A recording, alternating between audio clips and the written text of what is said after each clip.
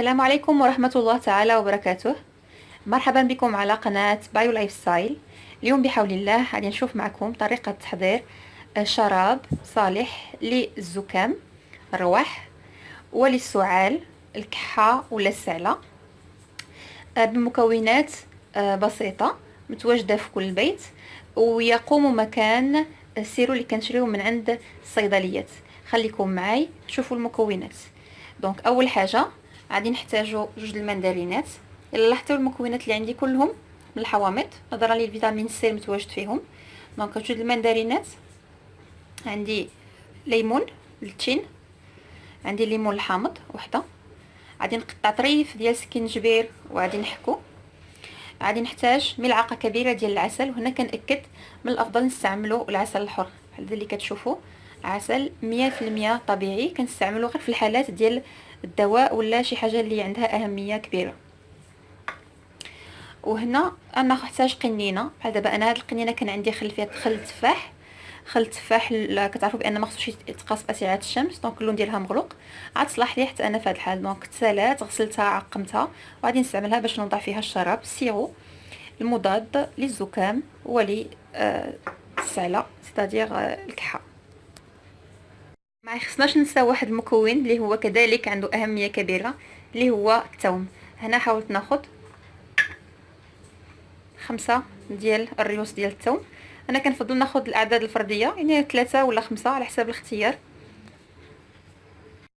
ودابا خليكم معايا تشوفوا طريقه تحضير هذا الشراب الرائع. وهادو المكونات ديالنا بعد عمليه تقطيع. دونك قمت بتنقيه ديال الليمون وقطعته الى اجزاء، المندرين كذلك قطعته، الليمون الحامض قطعته الى شرائح نقيته، الثوم ها واحد، انا سكينجبير طريف، خليتها طريف صغيور حيت المذاق ديالو حر بزاف، طريف صغيور وحكيته.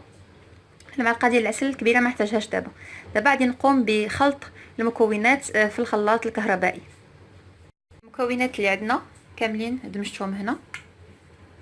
دابا خصني نزيد واحد شويه ديال الماء باش نطحن المكونات اللي عندنا ديال هذا الشراب، هذا السيرو. الوغ هنا انا كنت فايت اقترحت عليكم في واحد الفيديو واحد المشروب، ها هو ده هنا راه مازال عندي واجد منه كنستهلك. مشروب اللي كيمكن من خساره الوزن وصحي وديتوكس، كيزول سموم من الجسم. اذا انا ما عادش نلقى محسن من هذا الشراب باش نزيد منه واحد شويه ديال الماء باش نخلط الشراب ديالي. بالنسبه لكم الا ما كانش عندكم هذا واجد، وكنصحكم يكون في كل بيت نظرا للمنافع اللي فيه، يمكن لكم تستعملوا شويه د الماء معدني، القياس اللي تضر لكم الماكينه ديال الطحن. كما كتلاحظوا معايا راني كنقوم بدمج المكونات ديالي، وكنا المكونات كلهم كنا مخلطين. بالمناسبه هذه هي الفتره اللي اكثريه ديال الناس كيتصابوا بالزكام، الله يرحمنا بشي شتا ان شاء الله. نقوم بصب الخليط ديالنا في اون كاسرول. لاحظتوا راه ثقيل واحد شويه، وغادي نديرو على نار دافيه، نار قليله، وغنداوم مع التحريك ديالو. خليكم معايا تشوفوا النتيجه. بعد ما وضعته على النار غادي نبقى كنحركو شويه بشويه حتى يسخنوا العناصر اللي فيه ويطلقوا المكونات اللي فيهم، باش يولي عندنا مشروب فيه جميع المكونات، طلقه لي فيتامين اللي فيها، لي زانتي باكتيري اللي فيها، المفعول ديالها يكون جيد.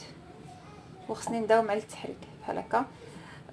بالاضافه الا لاحظتوا اكثريه ديال الاوقات كنستعمل لي زوستونسيل، الاواني ديال المطبخيه، يا اما ديال المعدن اولا ديال الطين اولا ديال الخشب. وبالنسبه للطناجر ولي كوكوط كنحاول نستعمل اينوكس ونبعد على كل ما هو الومنيوم نظرا للمضار اللي فيه.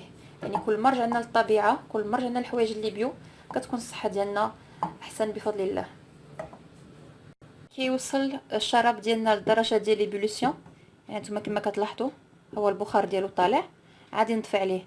سبحان الله الرائحه ديالو غزاله طيبه زكيه، لان جميع المكونات اللي فيه كلها صحيه. خليكم معي تشوفوا كماله. دابا كنقوم بالتصفيه ديال المكونات باش ناخذ غير العصير، ناخذ اللب ديال هاد الخلطه. هيا مازال سخونه. غادي نحاول نخرج منها اكثر كميه ممكنه من المشروب، من العصير. وداك الساعه غيبقى لي التخلط ديالو مع اخر مكون واهم مكون اللي هو العسل الحر. خليكم معي. هي النتيجه اللي كنحصلوا عليها، هو الشراب ديالنا من بعد ما صفيناه. دابا يبقى لي نضيف عليه ملعقه ديال العسل. درتو في انيه من الزجاج باش ما يتفاعلش البلاستيك مع الشراب، خاصه انه مازال سخون. غادي نزيد له المعلقه ديال العسل الكبيره، يعني هذا القدر اللي عندي هنا. وغادي نحاول نزيد نخلطو مزيان بالطراب في هذا لو ريسيبيون. نخليه يبرد واحد شويه وغادي نديرو في القنينه اللي انا موجده هذه. وبالصحه والشفاء والعافيه بحول الله. من بعد ما دقت الخليط ديالنا المشروب، غادي نزيد له واحد المعلقه ديال العسل. بالنسبه لي انا، حيت خاصني نعطيه لبنتي الصغيره والزوج ديالي، الله يشافيهم ويشافي جميع مرضى المسلمين. بالطيبه ديالو شويش كاين الحموضه غالبه، ما غاديش تقدر تشربوا. اذا انا غادي نزيد معلقه واحده اخرى ديال العسل كبيره، واللي ما فيها غير خير ومنفعه بحول الله. ودابا غادي نقوم بسك بالمحتوى في القنينه ديال الزجاج اللي عندنا. غير بشويه، بسم الله.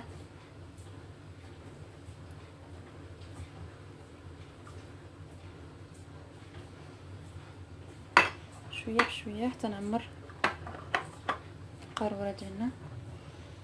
نحطي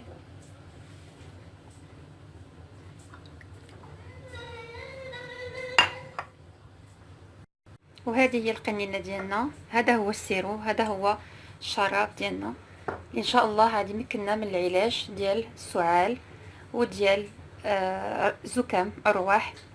بالنسبه لطريقه الحفاظ عليه، انا كنفضل نوضعوه في الثلاجه، واخا دابا بدا كيبرد الحال، ولكن من الافضل نخليوه في الثلاجه. بالنسبه لطريقه الاستعمال، غناخذوا معلقه من بعد كل وجبه، ومن الافضل ملي ناخذوا المعلقه ديالنا نرتاحوا واحد شويه ونجتنبوا نخرجوا للبرد. وان شاء الله يكون خير وبالشفاء العافيه للجميع. الا عجبتكم لا فيديو بحال ديما ضغطوا على جيم وضغطوا على شير، وما تنساوش التعليقات ديالكم باش تشجعوني ان شاء الله ندير لكم فيديوهات واحده اخرين بحول الله. وما تنساوش الانضمام للقناه باش يوصلكم كل جديد ديالي. السلام عليكم ورحمه الله تعالى وبركاته.